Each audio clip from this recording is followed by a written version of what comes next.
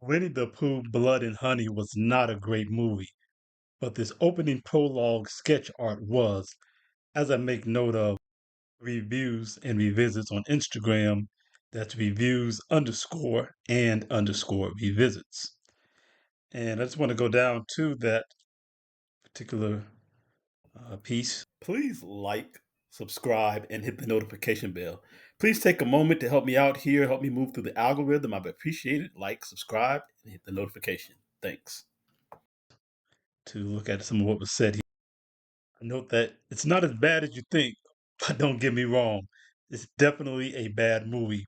However, there are some interesting and redeemable aspects worth talking about, and for starters, is that sketch drawing at the beginning, with the backstory of how Pooh and Piglet become the murderous monsters that we will watch wreaking havoc over the woods throughout this film, and that is something that I would like to take note of and give some attention to because I think that was a really good piece of filmmaking to use that aspect. I think one of the really great things about it was it allowed them on a low budget to really go through the backstory without having to bring upon all the expense of actually filming all that. And it also made for better storytelling because it gets to the point without you having to have a long, drawn out uh, kind of flashback of a bunch of scenes and development that you would need to have in order to set the stage for the rest of the film.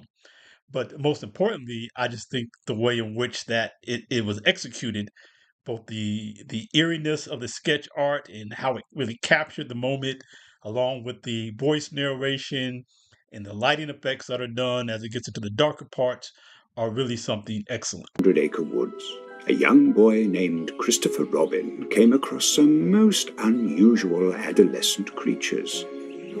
Crossbreeds, who some would describe as abominations. Eventually, Christopher had to make the hard decision to leave his friends to attend college, to become a doctor, requiring them to fend for themselves once more. One fateful night, on the brink of starvation, Pooh decided that in order to survive, the group must consume one of their dearest friends. I think this is really eerie, pointed, and well done.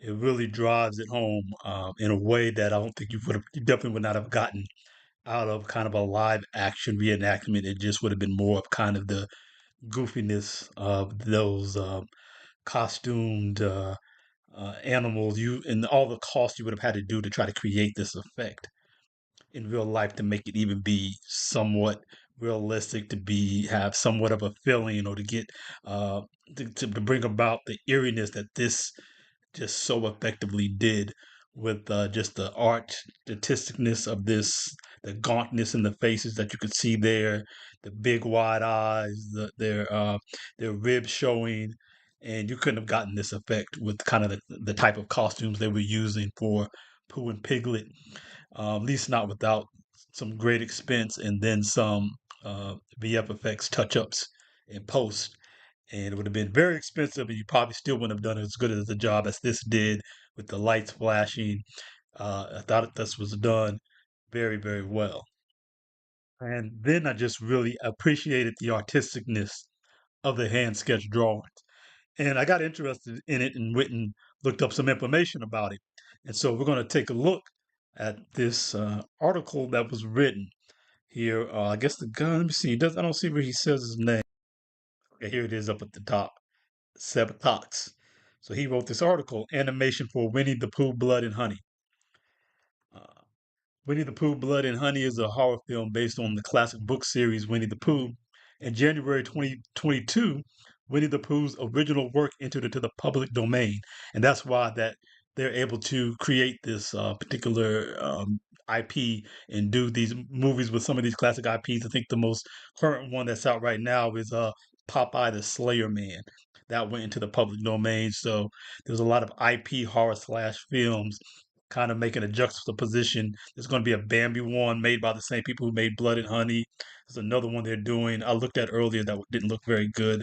I can't remember what IP that was for. Oh, for Never. It's called something about Neverland. Not Returning to Neverland, but It doesn't really. I saw the trailer. It doesn't really have a Peter Pan in the story. It has some other guy. It didn't look very good to me. But just in general, these kind of juxtaposition horror slasher movies of these innocent type characters that are being taken as kind of intriguing, especially if somebody can think of something interesting to do with them more than just a Michael Myers, Jason type slasher film. That would be really interesting. But so because it's entered into the public domain, then this Pooh movie came up. So the article continues. After seeing my animation work in RV Monsters, Reese Frank Waterfield reached out to me to create the animated sequence in this highly anticipated movie. So this is Seb Cox writing this article about that animation that we just looked at, which is his work. This is designing classic characters but horror. We wanted to design a style that showed homage to original storybooks and took them and twisted them into something more sinister. And I think he does an excellent job of that. I think this art design, the big wide eyes, the doughy look, kind of just the caught in the headlights look, the kind of traumatized 1,000 mile stare. Like they talk about people in war having that 1,000 mile stare from all the trauma of seeing people get blown away right beside them, not knowing if they're going to step on a landmine at any second, get their leg blown off like they've seen happen, all the percussion blast from the different grenades and so forth going off around them. They get that 1,000 mile stare with these abomination creatures. We don't hear anything about their parents, so either they don't have parents and they were just created and then abandoned and left to fend for themselves, or their parents left them, which is even probably a greater trauma.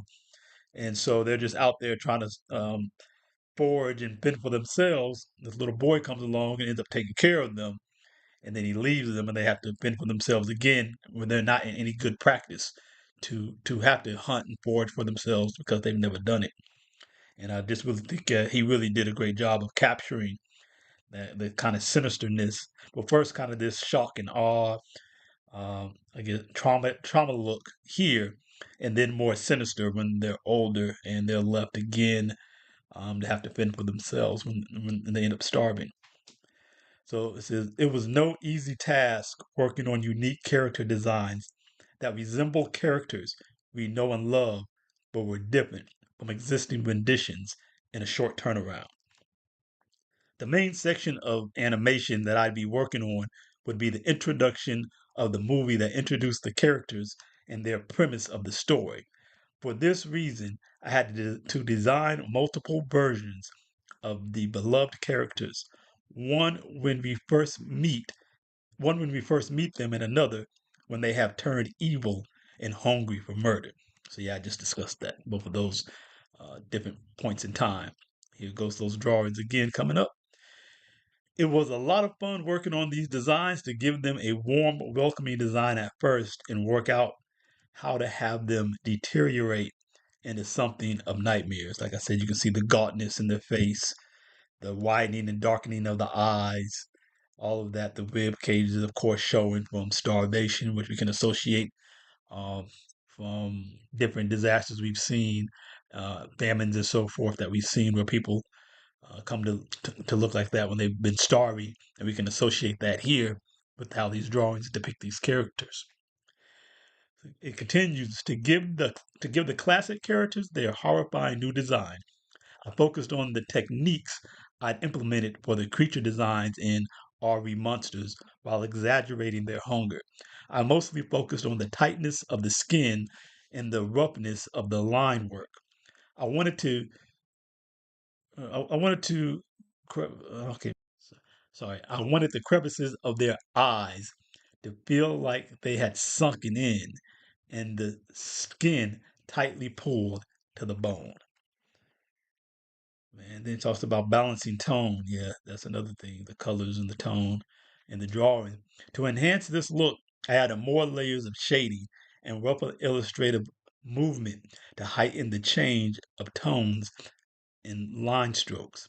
To add to the severity of the situation, I made the environment of the characters reflect the change of tone. I changed the color of the paper to dark gray and used flashes of white to simulate lighting. This allowed me to concentrate on extreme lighting with momentary reveals to heighten the terrifying features of the characters. I think he did a really great job at that. And I think it all came out very well.